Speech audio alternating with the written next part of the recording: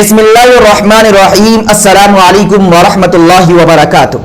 اللہ تبارک و تعالیٰ نے جس طریقے سے قرآن مقدس کے اندر روزے کی فرضیت کا حکم نازل فرمایا، اسی طریقے سے روزے کے احکام بھی ذکر فرمائے۔ یہ بتایا کہ ہم کن حالتوں میں روزے کو ترک کر سکتے ہیں، کن حالتوں میں ہم روزے کو چھوڑ سکتے ہیں اور کن حالتوں میں ہم روزے کو نہیں چھوڑ سکتے ہیں۔ اور یہ بھی بتایا کہ رمضان المبارک کے مہینے میں ہم اپنی بیویوں سے کب مل سکتے ہیں، ہم اپنی بیویوں سے کب جمع کر سکتے ہیں، کب ہم بستری کر سکتے ہیں۔ اسی کو اللہ تبارک و تعالیٰ نے اپنے الفاظ میں قرآن مقدس کے اندر یوں ذکر فرمایا، وَحِلَّ لَكُمْ لَيْلَةَ الصِّيَامِ الرَّفَثُ إِلَىٰ نِسَائِكُمْ۔ کہ اللہ تبارک و تعالیٰ نے تمہارے لیے تمہاری بیویوں کو رمضان المبارک کی راتوں میں حلال قرار دے دیا۔ روزے کی راتوں میں اللہ تبارک و تعالیٰ نے تمہارے لیے تمہاری بیویوں کو حلال قرار دے دیا۔ ہن لباس لکم وانتم لباس لہن، کہ وہ عورتیں تمہارے لیے لباس ہے اور تم ان کے لیے لباس ہو، تم ان کی عزت ہو اور وہ تمہاری عزت ہے۔ اور اسی صورت کے اندر کچھ آگے چل کر اللہ تبارک و تعالیٰ یہ ارشاد فرماتا ہے، کلوا واشربوا حتی یتبین لکم الخیط الابیض من الخیط الاسود من الفجر، کہ تم کھاؤ اور پیو یہاں تک کہ صبح کی سفید دھاری سیاہ دھاری سے ممتاز نہ ہو جائے، سیاہ دھاری سے واضح نہ ہو جائے۔ اور فرمایا ثم اتموا الصیام الی اللیل، کہ تم رات تک روزہ رکھو۔ اور اسی کے آگے اللہ تبارک و تعالیٰ ارشاد فرماتا ہے، اور روزے کی حالت میں بیویوں سے ملنے کی حرمت کو واضح کرتے ہوئے ارشاد فرماتا ہے، وَلَا تُبَاشِرُوهُنَّ، کہ جائز اور درست نہیں ہے کہ جب تم روزے سے ہو اس وقت تم اپنی بیویوں سے ملو، اپنی بیویوں سے جمع اور ہم بستری کرو۔ تو اس آیت کریمہ سے یہ پتا چلتا ہے کہ شوہر کے لیے جائز اور درست ہے کہ رمضان المبارک کی رات کے حصے میں یعنی صبح صادق سے پہلے اپنی بیویوں سے ہم بستری کر سکتا ہے، جمع کر سکتا ہے، ان سے مل سکتا ہے۔ اور دو صورتیں ایسی ہیں، ان دو صورتوں میں بھی آپ اپنی بیویوں سے رمضان المبارک کے خاص مہینے میں آپ مل سکتے ہیں، ان سے جمع کر سکتے ہیں۔ اس کو قرآن مقدس کے اندر اللہ تبارک و تعالیٰ نے یوں ارشاد فرمایا کہ فَمَنْ كَانَ مِنْكُمْ مَرِيضًا أَوْ عَلَى سَفَرٍ فَعِدَّةٌ مِّنْ أَيَّامٍ أُخَرَ، کہ میاں اور بیوی دونوں بیمار تھے اور دن کی حالت میں دوا کھانے کی وجہ سے صحت یاب ہو جاتے ہیں، تو اس صورت میں ان دونوں کے لیے جائز اور درست ہے کہ وہ آپس میں ملے، جمع اور ہم بستری کرے، کیونکہ یہ دونوں روزے سے نہیں ہیں۔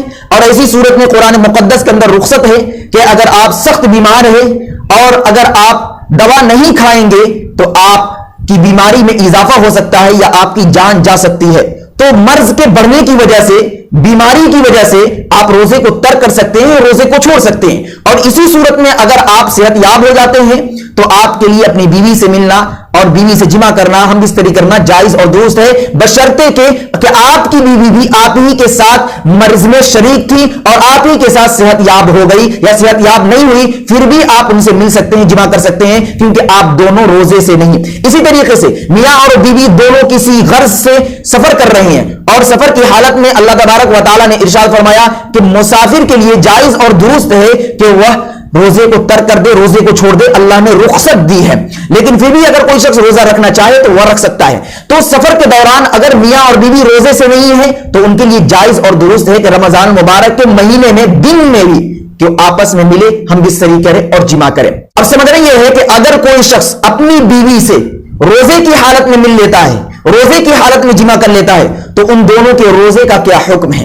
دیکھیں اس کے اندر دو صورت ہے، ایک یہ کہ شوہر اپنی بیوی کی رضامندی سے ملتا ہے، اور ایک یہ کہ شوہر اپنی بیوی کی رضامندی سے نہیں بلکہ زور زبردستی سے ملتا ہے۔ تو ان دونوں کا حکم الگ الگ ہے۔